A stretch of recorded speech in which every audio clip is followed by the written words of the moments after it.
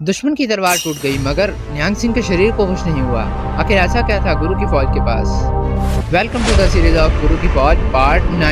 निहंग सिंह अपने बचाव के लिए कई चीज़ों का इस्तेमाल करते थे, जिसमें सबसे पहले आती है ढाल।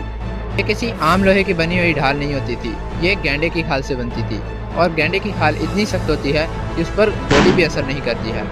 और जंग के मैदान में सबसे ज़रूरी होता है सिर की सुरक्षा करना, और निहंग सिंह सिर पर दस्तार यानी कि दुमाला सजाते थे।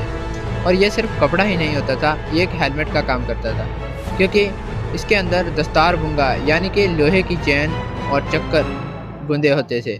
और अगर कोई दुश्मन सिर पर वार करता था तो उसका हथियार वहीं टूट जाता था। निहंग सिंह बाकी योद्धाओं की तरह अपने चोले के नीचे संजो भी पहनते थे, जो कि हजारों छोटे छोटे लोहे के छल्लों से बनी होती थी।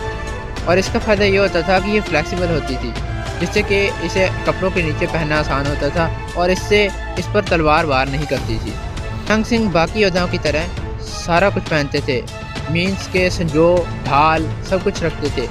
लेकिन सबसे बड़ी पावर जो उन्हें हर वार से, दुश्मन के हर वार से बचाती थी, चाहे उनके मन के दुश्मन हों उनसे या फिर उनके तन के दुश्मन, युद्ध के मैदान में सामने आने वाले दुश्मन, हर दुश्मन से उनकी रक्षा करने वाली एक पावर वो थी गुरबानी। क्योंकि निहंग सिंह गुरबानी पढ़ते थे, सुबह उठते थे और गुरबानी पढ़ते थे, शाम को गुरबानी पढ़ते थे और गुरबानी में ही लीन रहा करते थे। इसी पावर के कारण वो हर एक युद्ध में हर दुश्मन को धूल चटा देते थे।